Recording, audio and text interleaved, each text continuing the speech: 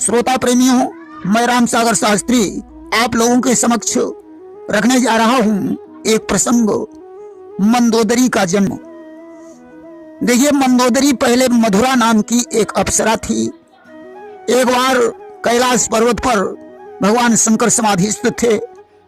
पार्वती जी किसी काम में लगी हुई थी। मौका पाकर मधुरा भगवान शंकर के पास पहुंचकर नृत्य करके उन्हें रिझाने लगी। उसी समय पार्वती जी आ गईं। उन्होंने मधुरा को श्राप दे दिया, जा दुष्टा, तुम मेढकी के समान उछल रही थी, इसलिए मैं तुझे श्राप देती हूं, तुम मेढकी हो जा। मधुरा पार्वती जी के चरणों पर गिर पड़ी। उसने कहा, हे मां, अब हमारा उद्धार कैसे होगा? पार्वती जी को दया आ गई। उन्होंने कहा कि यही विधि 12 वर्ष बितई हऊ, और फिर मनुष्य को तन पुनि पई हऊ। मेढकी बनकर तुम्हें 12 वर्ष बिताने होंगे, इसके बाद तुम्हें मानव शरीर प्राप्त हो जाएगा। आज तुम मधुरा मेढकी बन गई और कैलाश पर्वत की तलहटी में रहने लगी। एक दिन सप्तर्षि आकर उस तलहटी में ठहर गए।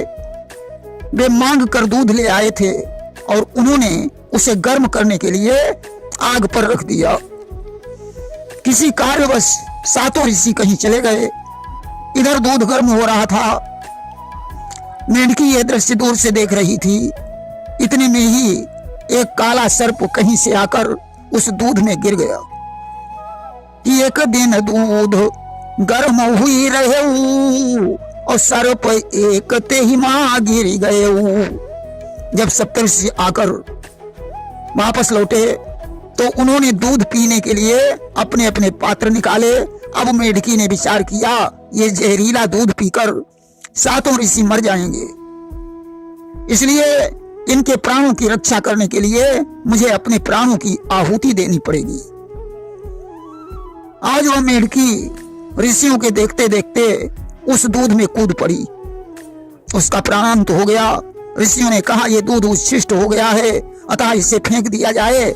जब उसे फेंका, सर्प के कंकाल को देखकर हैरान हो गए और उस मेढकी की प्रशंसा करने लगे कि धन्य धन्य मेढकी महाना, और तुम बचाई लीन मम प्राणा। हे मेढकी, तू धन्य है जो तूने अपने प्राणों की आहुति देकर मेरे प्राणों को बचा लिया।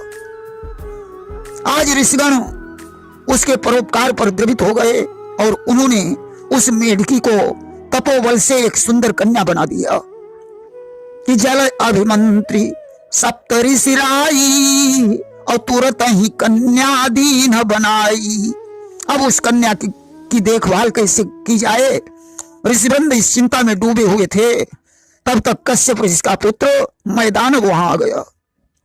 उसके साथ उसकी पत्नी हेमा भी थी कि कश्यप सुत मैदानव आवा, और हेमा नारी संग बहुलावा।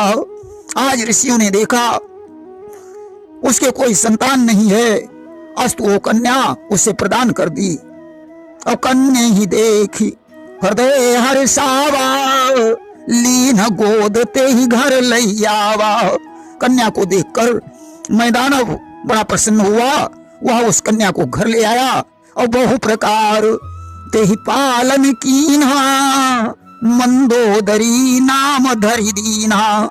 उसने बहुत प्रकार से उस कन्या का पालन पोषण किया और उसका नाम मंदोदरी रख दिया।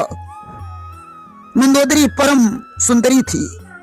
गोस्वामी तुलसीदास जी ने लिखा है कि मैं तनया मंदोदरी नामा, और परम सुंदरी नारी ललामा। आगे चलकर मंदोदरी का विवाह लंकाधीश्वर रावण के साथ हुआ। रावण के लिए एक चौपाई आई है कि उत्तम कुल पुलस्त कै नाती, और शिव बिरंची पूजे बहुभांति। रावण उत्तम कुल का ब्राह्मण था और पुलस्त का नाती था, जिसने अनेकों प्रकार से ब्रह्मा और शिव की पूजा की थी। लेकिन मेघनाद मंदोदरी का ही पुत्र था। प्रेम से बोलिए वृंदावन बिहारी लाल की जय।